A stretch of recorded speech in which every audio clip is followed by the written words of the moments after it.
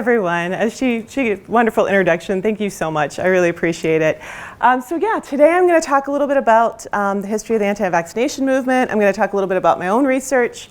I started on this topic in 2003, so I've been working on it for a while.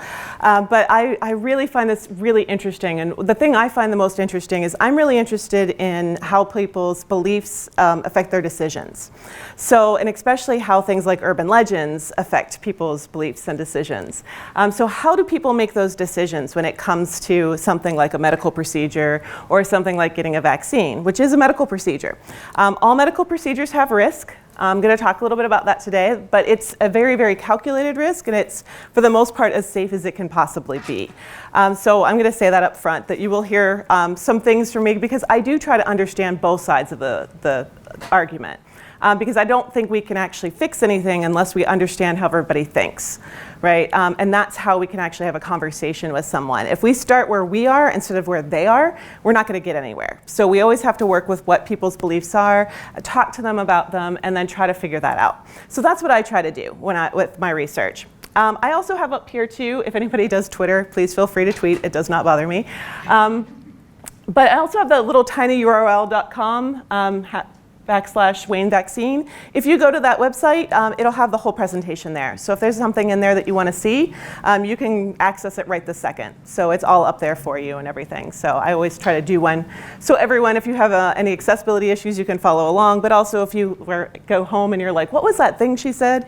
You can look it up. And there it is for you guys. So I'm just going to talk a little bit about my research and the way I've done this. So a lot of my research is ethnography, media, internet, and narrative analysis.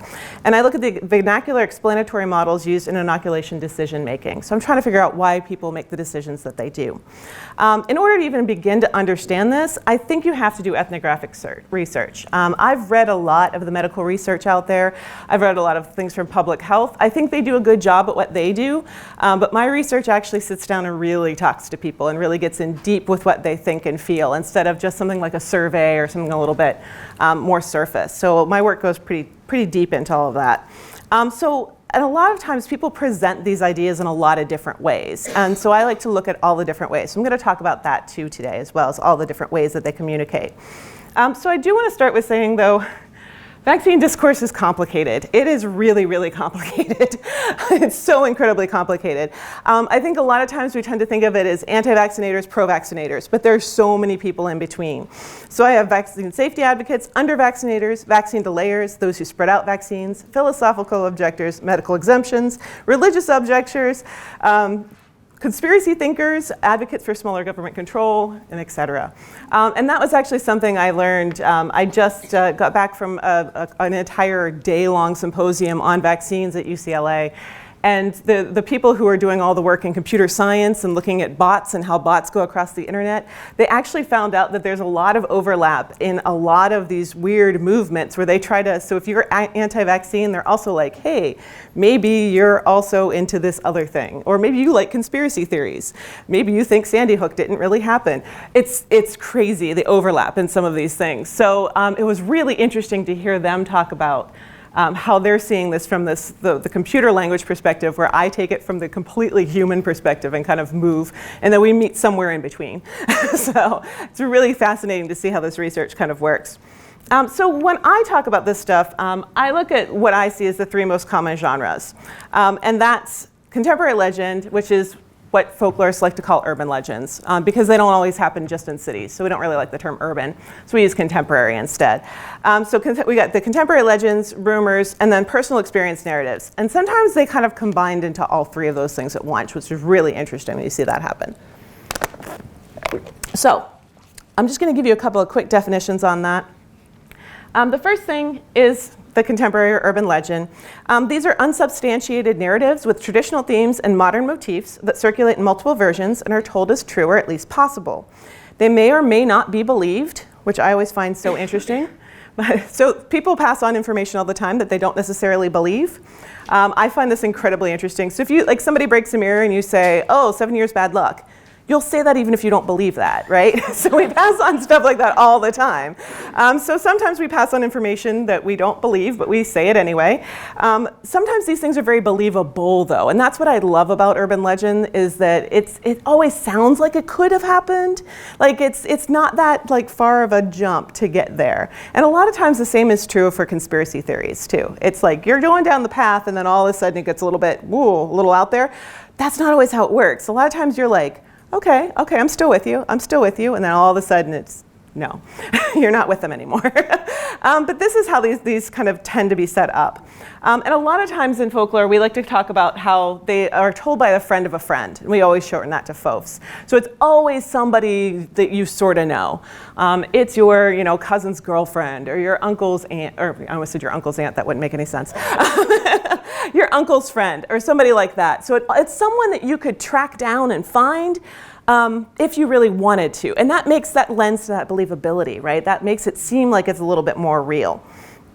So we see that tellers often change the narrative format to adapt them to geographical or cultural environments. So instead of it being the library singing from the weight of the books, which is a common campus urban legend, it's ECU's library singing from the weight of the books, right? So we make it local, and it makes it seem more real because we know the spot.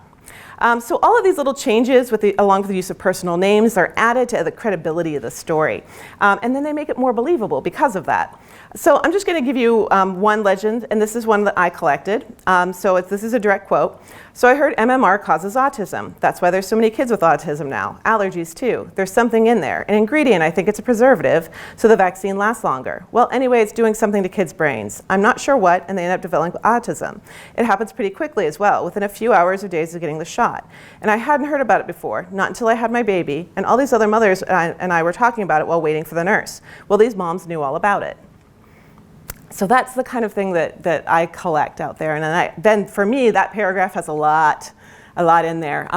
Possibly the biggest thing to me, especially as someone who's looking for solutions, is I didn't know about it until I was sitting in the waiting room talking to the other parents. Oh my gosh, the waiting room is where you found out. The waiting room at the nurse's office. That's not a good spot, right? This is not the kind of place where this kind of information should be like getting out. So I was like, oh, that's concerning. Like, long wait times are also contributing to the spread of urban legend. That's not good. So in addition to just being tired and not wanting to be there and being around all those sick people, you're also prone to be infected by urban legend as well. So, which is pretty extreme. So a lot of these have, they're characterized by this persistence, pervasiveness, and persuasiveness. And they have this very conversational tone. So when we're talking about them, they just seem like normal conversation, but they're embedded into a lot of our cultural stories. These are a lot like rumor in a lot of different ways, but there's some differences. So with, while they're both rumor and legend are believable and localized, rumor doesn't always have that complex narrative. It might be just a little statement. So it might be something just like this sort of brief oral non-narrative statement based on hearsay. So I heard MMR causes autism is more of the rumor format. And I hear that a lot, actually. And this is kind of interesting too, the way that this happens, is it goes from that sort of larger story to that smaller story. And sometimes people can take it back to that bigger story, but sometimes people only know the rumor. And they just know that little tiny part. They just know that little, sometimes in folklore we call that kernel narrative, that little bit that gets passed on. And that's really fascinating, because sometimes that's all it takes. Because it already fits into other beliefs that they have. So it's already kind of fitting into this larger framework of belief that they already have. So that's really kind of gets a little bit nerve-wracking to think about. So sometimes these rumors there's a lot of different ones like this, that vaccines are only created for profit. They're only for the benefit of pharmaceutical companies or the government. They don't have any known effect on immunity. There's tons and tons of these types of rumors out there. And that's sometimes all it takes for people to actually pass on that information. The last one I'm going to talk about is personal experience narrative. So these are always told in the first person. They're always in prose, and they usually contain non-traditional elements because they're about people's actual lives. Right? So this is a story that someone would actually tell about their own personal experience and their own personal life. But sometimes we do actually see where these are told, they're actually legends, but they're told as if they're in the first person. So this is where it gets really fuzzy and blurry, because it's like, okay, then now what are we talking about? I might recognize the format because I've heard these things a lot, but that might not be as easily recognizable to other people, especially if they haven't looked at this or thought about it before. So this is an example I'm going to give you of one that was told to me by a parent. I truly believe my little girl has autism because of her MMR vaccine. I read all about it on the internet, other babies with the same story. One day they're fine, then they get their needle, and then suddenly out of nowhere they're diagnosed with autism. Everyone tells me I'm wrong, but how could I be? There is no sign of autism, of anything before that needle. That's a really chilling story, especially for someone that might not understand all of the medical science behind what's happening. And a big part of why the MMR autism link has happened is because the MMR vaccine is given at about the same age that autism is able to be diagnosed. That's really the only correlation between the two, is that's when the signs are about the age of 2, and we start to actually be able to tell if a child is developing autism or on the autism spectrum at that point. So a lot of people see that. I got a really interesting story from a woman who was a pediatrician, and she had told me that she had actually left the room because the person who was prepping the room for her was supposed to put the vaccine in it and didn't for some reason. So she had to leave the room to go get the vaccine, and as she was coming back, the child actually had a seizure in her office. And it was totally unrelated to anything, but she was like, what if that vaccine would have been sitting there? That kid was going to have a seizure no matter what. But what happened if it was sitting there, I gave her the shot, and then she had the seizure?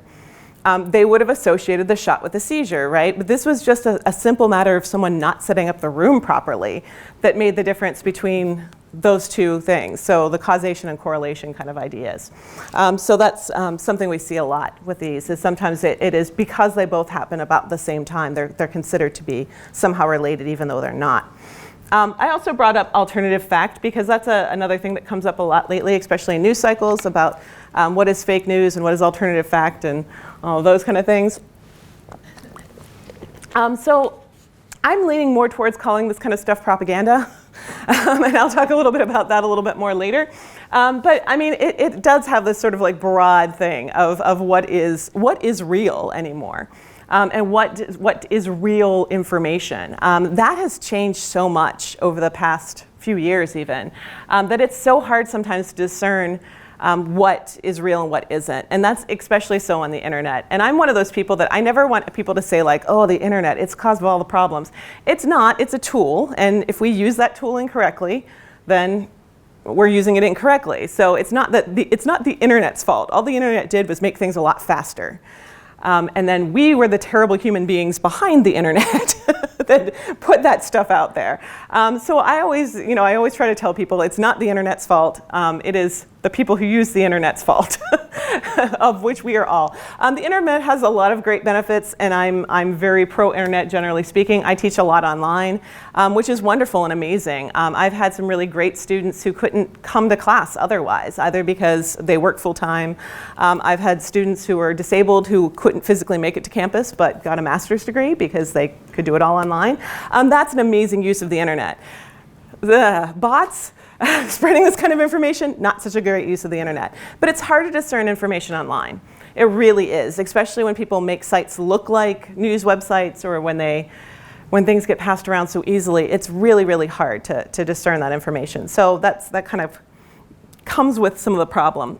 The one really interesting thing about this, and I started to talk about this when I first started to do this research. I'm like, hey, wait, there are actually like websites that are making money off of this because they have advertising on it. So every time you click on the website, they get a little tiny bit of money for that ad. It's pennies. But if you get enough people to come to that website, you start to make a lot of money on it.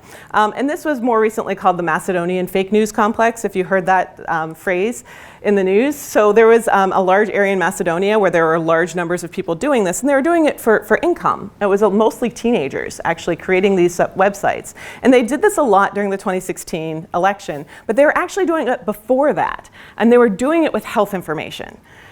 So I saw this way back in the day, and I was like, guys, this is a little concerning. I don't know where this could go. We should probably check in on this. And now I feel like Cassandra, just standing there like, oh, no one listened to me. But yeah, there's a lot of bad health information out there, which is why you have to be so careful when you look for health information online. You have to make sure that you go to the right sites and you go to the right places, because there's a lot of bad information out there. And it is in part because some people are trying to spread bad news because they get money if you click on their website. Other people are just terrible human beings. I'm okay with saying that. Yeah, they're bad people. Like, I'm all right with that. So all of this stuff, when we start to think about it, why is it important? Why are these stories important? And it's just because they're more than just stories, right? They're telling us, they're articulating these concerns in contemporary society. So they're telling us about what we're afraid of. They're believable, even if you personally don't believe them. That doesn't mean that other people don't. Some people do actually believe all of this information. They're not the domain of any single age, race, profession, socioeconomic group. These kind of get spread to everyone. And they're transmitted not only by the general population, but the mass media and the internet. So this gets put on the news, too. And this is stuff where now in the news, sometimes you'll see they'll have like, a pediatrician, and then some lady. She doesn't have any qualifications other than maybe that she has kids, and that's it. And she gets to talk as long as the pediatrician does. That's problematic, right? She is not necessarily an expert in that. And I say it's a lady because it frequently is for some reason. I don't know why. But you have people like Jenny McCarthy, who is an actor. That's great. She has a child who has autism. Cool. Does she, should she get as much screen time as a pediatrician or someone that studies vaccination? Probably not, right? So this gets set up in these really problematic ways. And some people think that makes it balanced, but I think there are some stories that we don't need that kind of balance on, especially when we're talking about information that's just incorrect. So I don't think we always necessarily need that. The other thing, too, that's the most important about this is it takes the place of medical information, and it affects medical decision making. And I see this all the time, especially when parents are very stressed. And this is the worst. I think this is the worst of it, is because we have parents, especially first-time parents, who are exhausted. They're not getting enough sleep. They're being woken up every couple of hours. And now they're trying to make decisions, right, based off of all of that. For those of you who've had kids, imagine like the first month that you had that child and you had no idea what you were doing, and you were already overwhelmed and you weren't getting enough sleep, and everybody was telling you what to do, and it was supposed to be this thing that you just knew how to do inherently, because that's a lot of the messages we give mothers, is that motherhood is this natural thing that everyone just knows how to do, like it's instinctual, and it's not necessarily for a lot of people. And then on top of that, let's add in some major medical decisions. Of course people are stressed out. Of course they're overwhelmed. This is a lot of information, and they're already not getting enough sleep, and they're in a really, really high pressure situation. And they feel like if they make the wrong decision, they're going to ruin their child forever, right? Because that's the way those decisions feel at that particular point. So it's a really, really stressful environment to be brought into, and to think about making a medical decision at that point. We frequently have to make medical decisions, though, in really bad times. It's not very often that we get to make a medical decision when we usually get bad news and then we have to make a medical decision, right? Which is not a great way to do it. It'd be nice if we could have know how we would go into that situation before we go into it. But unfortunately, that's not always the way it works. So the way I'm going to kind of frame today is instead of kind of doing a chronological, I don't think chronological really works for talking about the vaccination movement or anti-vaccination movement. So I'm going to kind of do it thematically, more so because I think that'll actually speak a little bit more to what I'm trying to get at today. So let's start with that. So one of the things I want to talk about thematically is that the anti-vaccination movement and concerns about vaccines have always existed. And this goes all the way back. This is not recent in any way, shape, or form. As long as there's been vaccination, there's been opposition to it. So a lot of times the issues have kind of really focused around some of these major issues. The first one was that vaccination was against God's will. And this kind of fit into this whole idea, too, of it being sort of unnatural in some sort of way. So you were interfering with what God wanted, so that was problematic. That the human body can be contaminated using animal materials. That was another one we heard quite a bit. Mandatory vaccines are a violation of civil liberties. And then that vaccines were ineffective. Absolutely nothing has changed about this list. This is just the same right now. Same concerns, except for instead of maybe God's will, it's nature. It's not natural, we hear a lot. I only put natural things in my child's body. I don't let preservatives get into them, those kind of things. Still, the idea of being contaminated by the materials that vaccines are made of. It might not be just the animal materials, although some people are opposed to the animal materials. It might be the other things, the chemicals involved. The violation of civil liberties I hear all the time. It's my body, it's my choice, I get to do whatever I want with it. These are my children, I can do whatever, make whatever decisions I want about what they want or what they should have. And then just the general ineffectiveness. So some people just still think that vaccines aren't effective, and it has a lot to do, more to do with sanitation and things like that. Sanitation definitely helped, by the way. No one's saying anything bad about sanitation. We all like that. But it's still vaccination is really what helped these diseases disappear. So if we go back, here's Edward Jenner. This is a comic that was done by James Gilray in 1802. And if you see it, you can see that everybody in here is developing cow-like characteristics. We got a little cow coming off this guy's butt, little cow coming out of her mouth. Everyone's freaking out. There's cows coming out of this guy's nose and on this lady's face. And this was one of the beliefs, is that it was going to turn people into animals. We were contaminating our precious, precious bodies with animal materials, and we were going to turn into animals somehow. So that was kind of an interesting idea. This hasn't changed much. So these are some cartoons from the early 2000s that look at some anti-vaccination beliefs. And I've actually seen that little one over there with the baby crying and all the vaccines pointing at it and the money. I've actually seen like doll versions of this more recently that are turned into memes on the internet. Where they're like taking a doll and they're poking or they do Photoshop and it's like looks like a real baby with needles all in it. And it's not a good picture, by the way. It's a terrible, But yeah, this is pretty common. I also like the beware the Vaccinazis. That's a little extreme, but a lot of this stuff is a little extreme. So, and then we also have memes. So these are some anti-vaccination memes that people have created. So memes are just when people take pictures and put words on them. They're all over the internet. You can find these pretty much anywhere. So these are some of the ones that are more anti-vaccine, that talks about some of the things that people in the anti-vaccination movement feel are true. I guess the good news is I also have some pro-vaccine memes. So I do have some so there are people making pro-vaccine memes. It's weird though, on the internet, the anti-stuff tends to spread faster for some reason. And that's been true ever since the early 2000s. That they've looked at YouTube videos. There's been all this research done. For some reason, things with an anti-vaccination message go faster than things with a pro-vaccination message, for some reason. And we've got a lot of theories on that, but we're not entirely sure why. But these are really interesting to look at too, because this really does get at that kernel narrative again. And I think this one kind of in the dead center right here is a really interesting one, because it's about you won't vaccinate your kids because you think they might catch autism. Tell me more about how a dead child is better than an autistic one. And that's something that really struck me as really terrible. Because essentially that's what a lot of people are saying, is they would rather have a child die of a vaccine preventable disease than have them be autistic. And that is a really negative message, especially for parents and children who are dealing with autism and or on the autism spectrum. That's not a very positive message. So that's also deeply embedded into a lot of this, is this sort of looking at this and looking at this from a disability studies perspective that is very negative about people with disabilities too. So it's kind of something else to kind of think about.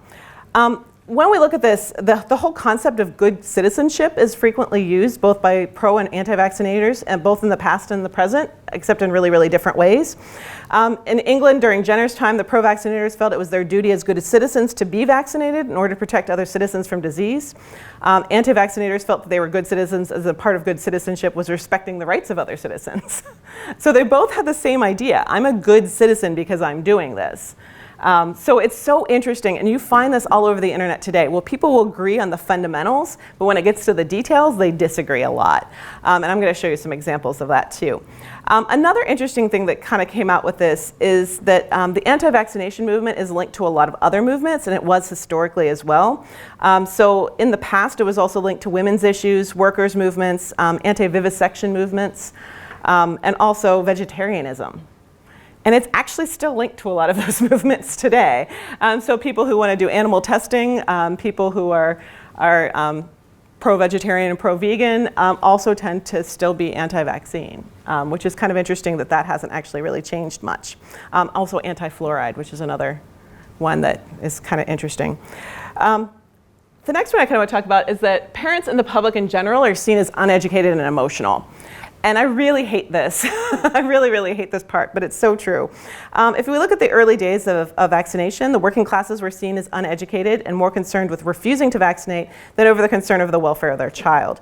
As we've seen in the more recent past, accusations are made that either parents do not care about the best interests of their child, either because they're too lazy to vaccinate their kid, or because they object to vaccination due to a rebellious nature.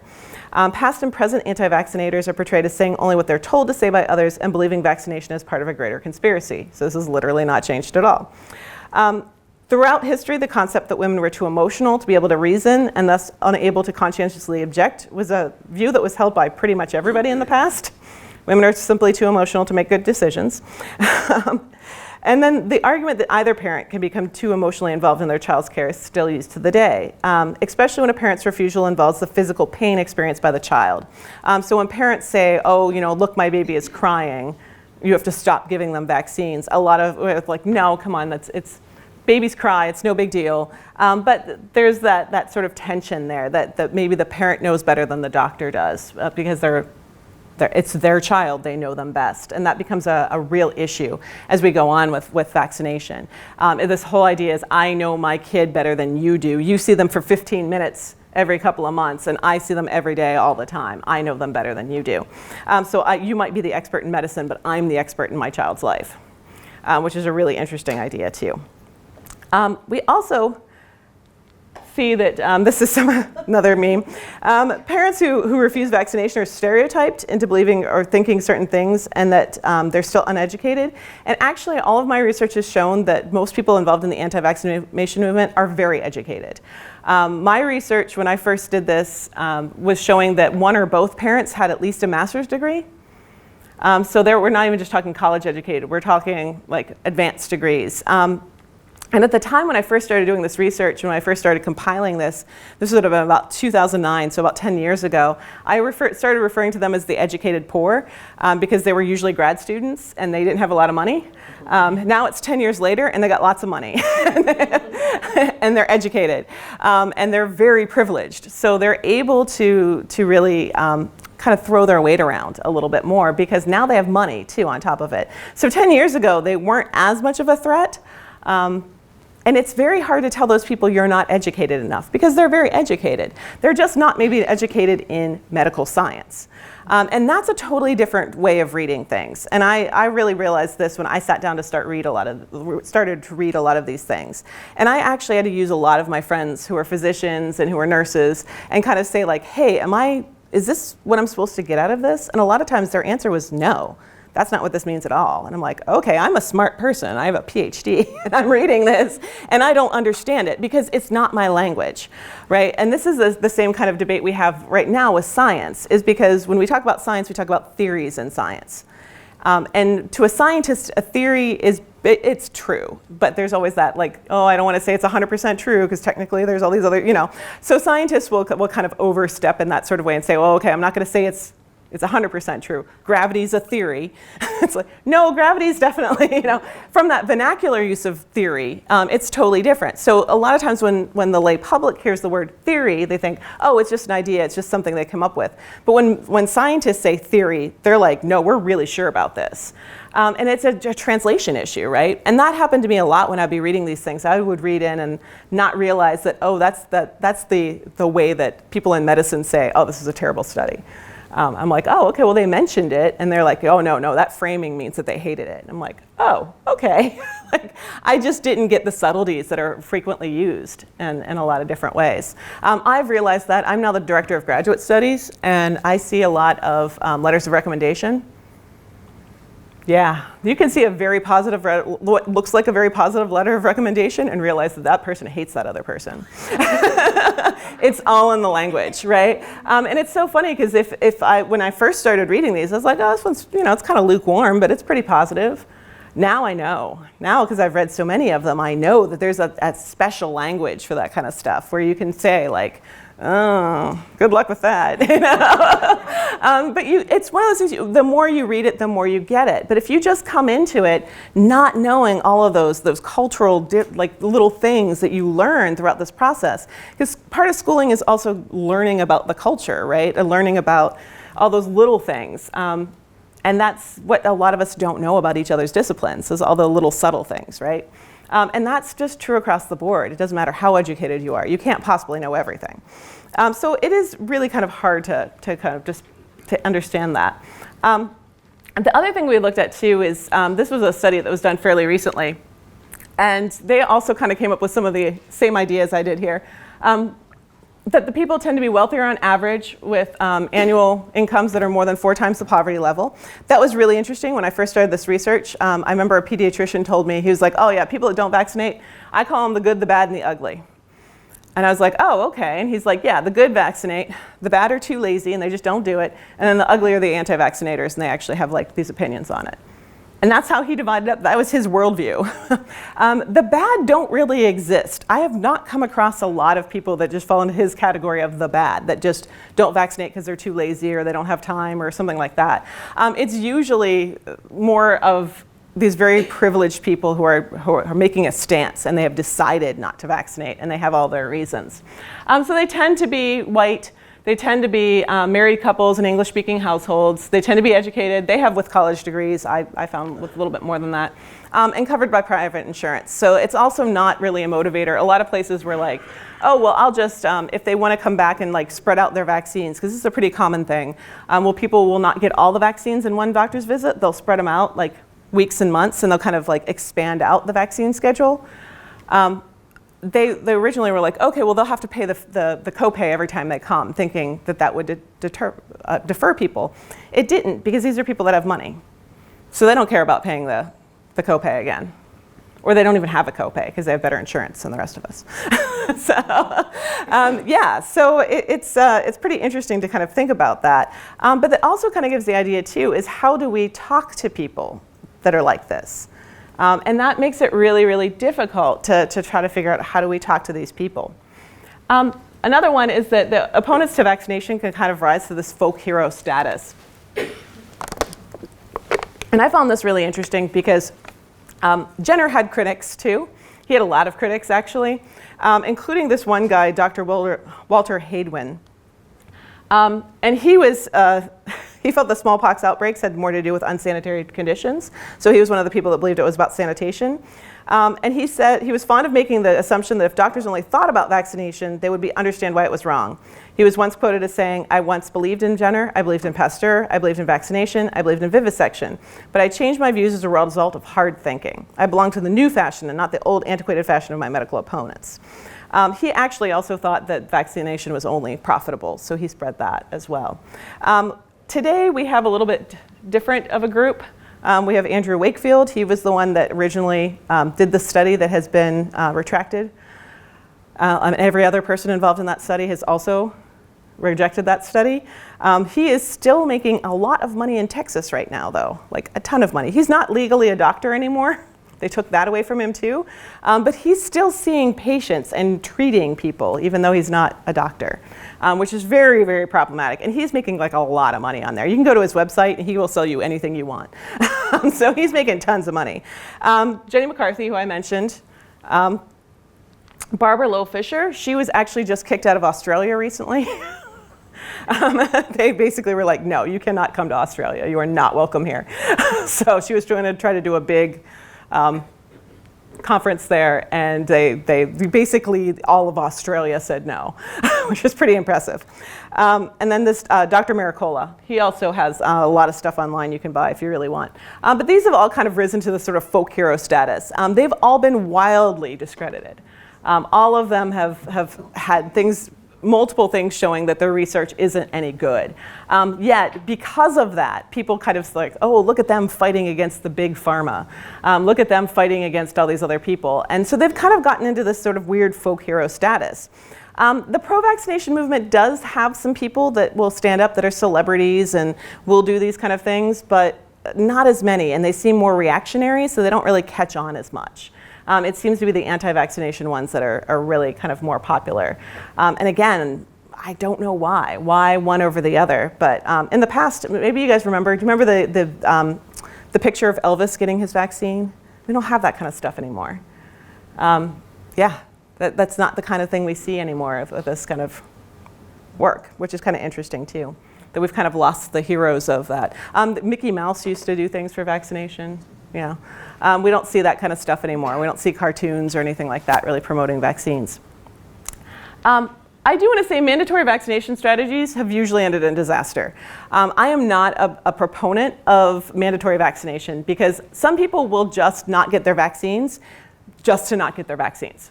And now we've created a new problem. So we don't want to create that problem. I also think that this is one of those things that becomes really problematic, especially when we look historically at it, because it was seen as one of the things that like common people couldn't possibly understand. So you get this really paternalistic, like, we must take care of these dumb people down here, the lower classes. And it was always the lower classes and the immigrants, always. And that was pretty interesting to hear them kind of say this. And there's some stuff I can tell you. There's one from the, this one is, yeah, that's from the Boston Globe. There was one time this was from the Brooklyn Health Department, that described them as so indifferent to vaccination that they accumulate the material upon which contagious disease feeds and spreads and are a constant source of anxiety unless specially supervised. As a rule, their habits are careless, they have no dread of smallpox, and its suppression among them is at times difficult. So they actually would do things like create virus squads, and these were pretty terrifying. This one in Boston, they would have to pay a fine of $5 or spend 15 days in jail. Which is a pretty significant. $5 at the time would have been a lot of money. The virus squads, though, I'm just going to read you a little bit about that. This is a quote from the Boston Herald from 1902. Every unimaginable threat from civil suits to cold-blooded murder when they got the opportunity to commit it was made by the writhing, cursing, struggling tramps who were operated upon. And a lot of them had to be held down in their cots, one big policeman sitting on their legs, another on their heads, while the third held the arm bared for the doctors. Yeah, no, let's not do that. Right? That's a terrible situation. We definitely don't want to do that. The other problem, too, is this was almost completely targeted towards the poor.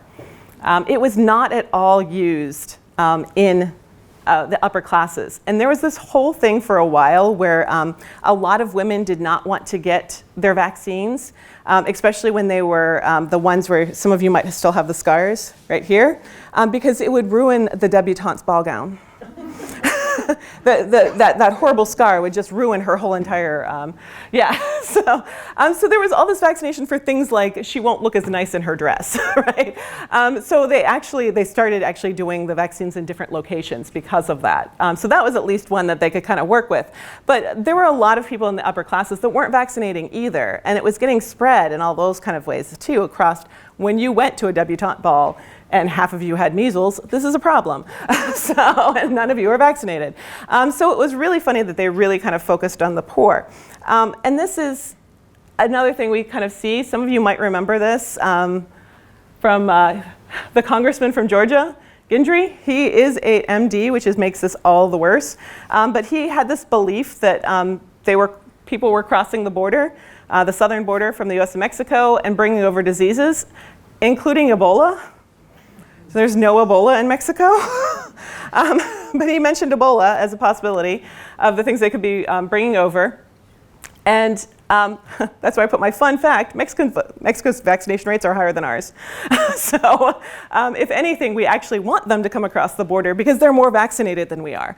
They'll actually give us more herd immunity overall. But I thought that was really kind of bad because he kept really spreading this idea that immigrants bring disease. And this was also true during there was a 2014, and now there's a new one, brand new this year, Disneyland measles epidemic. And they figured it out that it was unvaccinated, rich white people going to Disneyland and spreading the disease at Disneyland.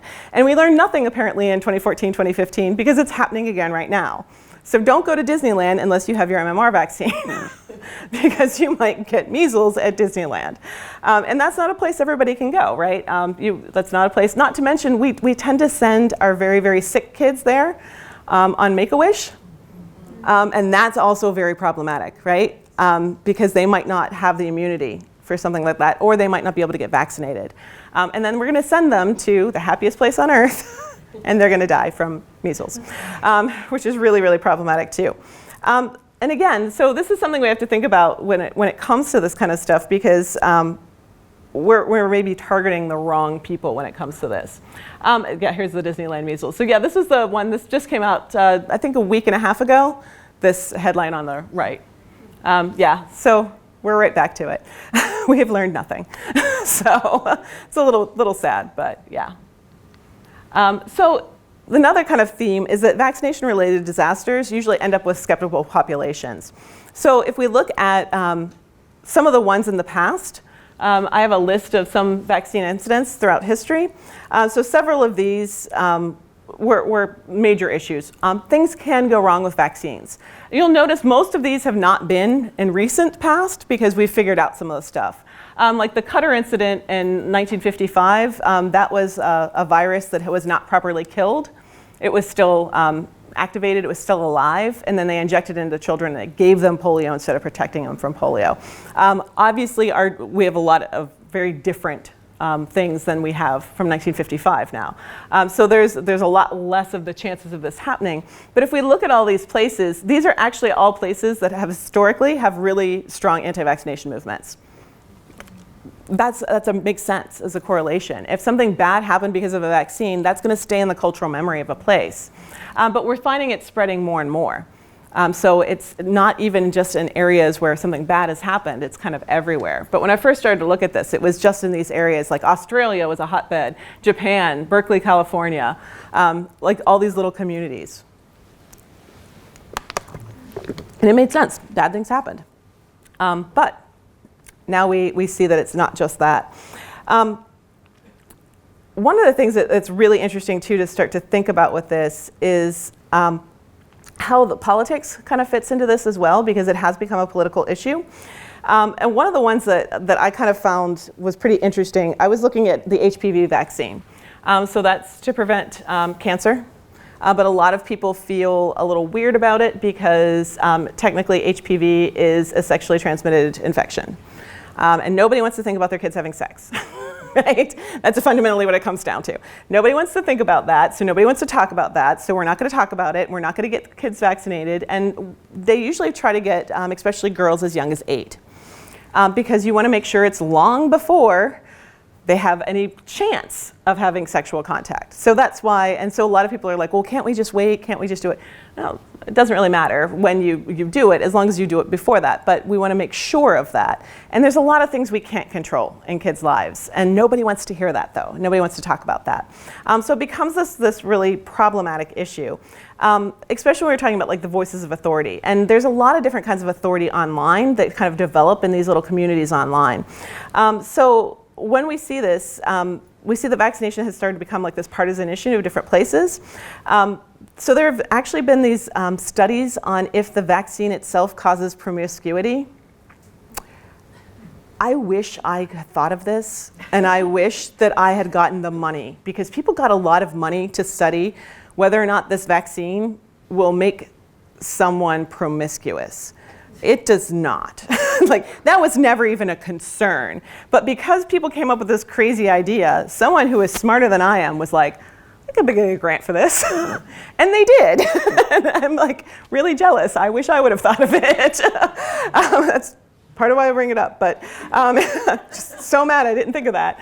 But it's also interesting too, because now that's the first thing that comes up if you type in. I was like, oh, okay, that was even smarter now. Like now I'm like, oh, now all the studies come up instead of the rumors, which was even smarter than, well, I wouldn't even thought that far ahead. Amazing though. But they started to get this, these studies started to come out, and then people actually started to worry about this. Like, wait a minute, was this a concern? This is also the problem, is sometimes we inject this stuff into the community without them actually even being afraid of it yet. So I'm going to show you just some comments that were made on an article about male uptake of the vaccine. So we want males to have the vaccine as well, which is, it just gives us herd immunity. We get more coverage. No one can spread it, but it also actually has benefits for men as well as for women. We always think of cervical cancer, but there are other cancers related as well. So boys and girls should be both vaccinated for it, plus it brings our herd immunity up. I will say though, please, for the love of God, don't go to the comment section of any article because terrible things happen there. Let me do this for you, and because I'm going to show you some awful spelling, and so this was one of the things that kind of came up. Yeah, so you can see this pretty awful spelling and everything. So when the HPV vaccine shot was aimed at girls, the Republicans talked about the freedom of choice, government-run medicine, and costs. Now, while boys are involved, Republicans will be more open-minded about giving this vaccine to all children. Republicans' assault on women continues, only now it's a little bit more obvious. And then this other person responded with, where do you liberals come up with this stupidity? Sorry. Is it in your genes? No one spells well on the internet. Then that led to the following two comments I'm going to show you. What does politics have to do with a health issue? What are you radical so-called conservatives? Are you going to blame Obama for this too? So now Obama's gotten brought in. So it's not anybody's fault that you don't have the brains or education spelled incorrectly. Sorry, the fact they spelled education wrong really gets to me. To teach your own kids, and you're ignorant of all the medical facts and the particular issue of religion. Educate yourselves. You simply blame the president. Maybe you'll feel better about your personal life. And then this was the other comment. You must have missed something. They started with the politics. And we do have brains. It's you, Mr. Trust Everyone. Because the government never lies to you or tells you this is for your own good. And then comes back in a couple of years. And, oh, wait, that's bad. Don't do that. You don't even know what's good or bad. So I trust Mother Nature, and the natural course of action has worked for eons. Oh, and I will not suggest my son have it because he isn't gay. And I'm OK with that if he is or where this might go. Yeah, so there was also a secondary rumor going around that they were only recommending the HPV vaccine to boys they thought were gay. This is not true. This is not. They were recommending it to everyone. I actually first found out about this because one of my cousins contacted me and she was like, hey, so she was like, I don't care. I just want to know how they know.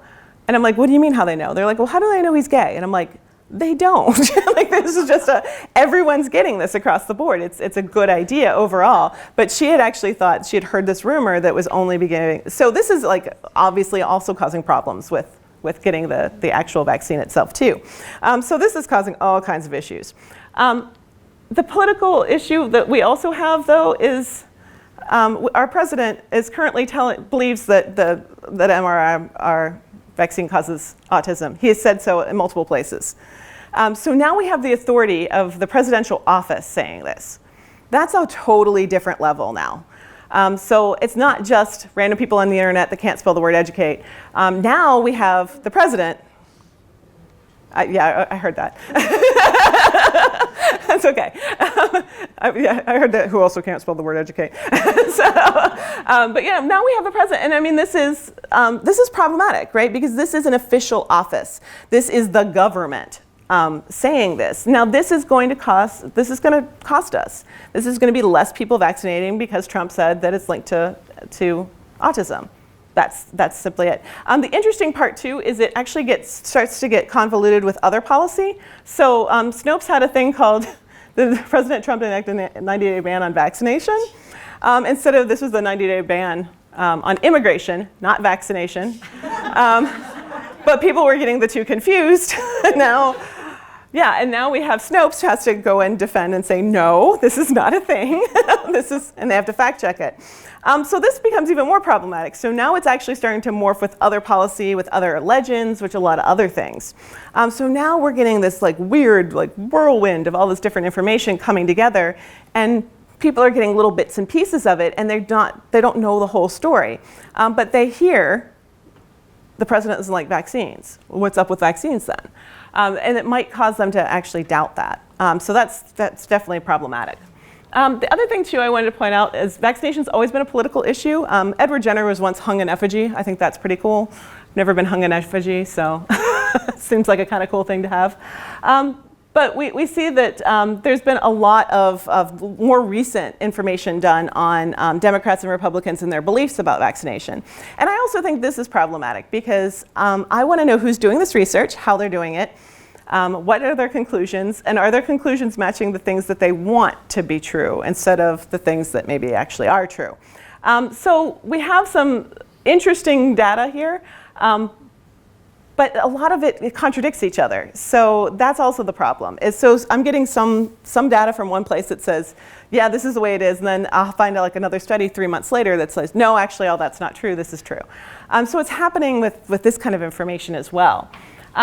So I have like some data here, but then I got some more data on political affiliation that's been done. I don't know how useful a lot of this is because I don't know how biased it is. And that's part of the problem too. Even medical information can be biased, right, in a lot of different ways. So we have to be really, really careful about that and try to see what that comes up with. I always find this really interesting too because I get phone calls from all over the world and people want me to comment on this. And that's so funny because everyone in Europe wants me to say that it's crazy religious groups that are not vaccinating, and that's what they're like. Tell us about the weird religion in the U.S. And that's what they want me to tell. Like they want me to like give them like the lowdown on, because they have this perception that we have like very weird religions here, and so they want me to talk about that. And I'm like, well, it's not actually. It's not those people. So I've worked with a lot of Mennonite and Amish communities. They are more than happy to vaccinate, especially if you talk to them about it, more than happy. I've talked to a lot of different communities in different places. Most of them are like, oh yeah, no, this is a problem. We should get the vaccine then. And I'm like, yeah, okay, cool. Awesome.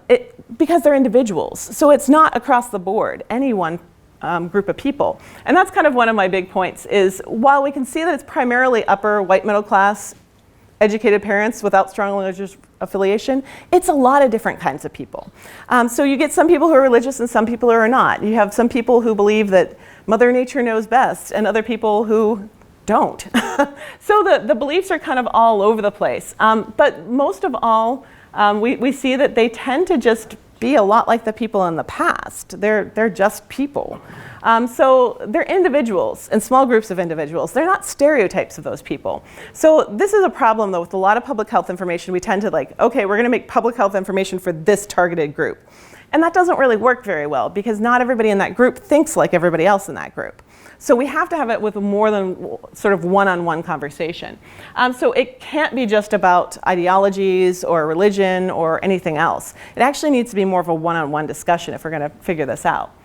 So I love this quote. I think it's a really cool one. I actually read it back in 2002. It came out. So its vaccination is among the de facto mandatory requirements in the modern era, requiring individuals accept the injections of a I'm like losing it on here, of a medicine or medicinal agent into their bodies, and has provoked spirited opposition. This opposition began with the first vaccination and has not ceased and probably never will. From this realization arises a difficult issue. How should the mainstream medical authorities approach the anti-vaccination movement? A passive reaction could be constructed as endangering the health of society, whereas a heavy-handed approach can threaten the values of the individual liberty and freedom of expression we cherish. This creative tension will not leave us, and it cannot be cured by force alone. Like I said, that was from back in 2002. And I still think that that's like a great sort of summary of some of the big problems with this. So what do we do? Problem obviously didn't happen overnight. It's been going on since vaccination has been going on. And it's going to take a lot of time and a lot of one-on-one discussions. So we're not going to be able to just kind of throw things at this problem. We're actually going to have to talk to people about it. And I think narrative is one of our best chances at this. And it's not just narrative, though. I think a lot of times when we think about this, we think like doctors should talk to patients. But it's a lot more than that. And I think one of the things we need, especially right now, is experienced healthcare workers who have been around for a while talking to those in training. I don't know how many times, I'm actually starting to think that this might be a legend and it's not actually true, but I've heard this story so many times of a child comes into the ER, no one can diagnose them, and then, the old guy, the old pediatrician, it's always some old guy, comes in and walks in and goes, oh, that's whooping cough. And no one else knows because they've never seen it before.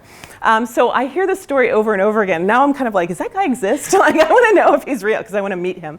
But he knows all about it. But it's true, though. A lot of the newly trained people don't have that knowledge. And we're going to lose that knowledge as these people retire and as they go off to do other things and as they pass. So we need to get that knowledge brought from older generations to the younger generations so they know what whooping cough sounds like because they've never heard it before, which is awesome. We should never hear whooping cough, except my husband, who is a pulmonologist, had a case 2 weeks ago. Yeah, in Greenville. So yeah, so there we go. It's already here.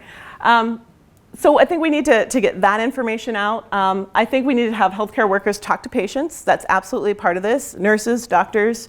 I'm actually to the point where I think every pediatrician should have a health education person on staff that just sits down and talks about this. Maybe other things too, that'd be nice. But you know, we have like lactation teams and lactation experts. Why don't we have vaccination teams and vaccination experts too? So maybe that's something we need to think about and develop. But I also think parents talking to other parents is going to be really important in all of this. We need people to actually kind of sit down and talk to each other about why they chose the thing they did or why they didn't. I actually just heard a story a couple of days ago where it was a physician was telling me a story about part of the reason he got into doing rubella research is because his wife contracted rubella when she was pregnant and his daughter was born deaf. And that's part of the reason why he got into it. And I was like, okay, well, that's an interesting story. We need that story. We need that. You need to tell that to other people so that they know what the consequences are, because we're so far removed from some of these diseases. I had chickenpox as a kid, but I did not have measles or mumps or anything else like that. That was, you know, by the time even I was born in '77, so I actually had an experimental chickenpox vaccine. So kind of feel like that really helped my research in the future. But yeah, so I mean, those kind of things, if we think about that and the time period, how much things can change. These diseases just simply don't exist until they start to exist again, until we start having outbreaks of things like measles, which we're having right now. We have cases of pertussis with whooping cough showing up in clinics. This is a real problem. We shouldn't have to see these things. So this is what I think the solution is. This is one of my things I want to say. Thank you so much for coming in and listening to me tonight. Appreciate it.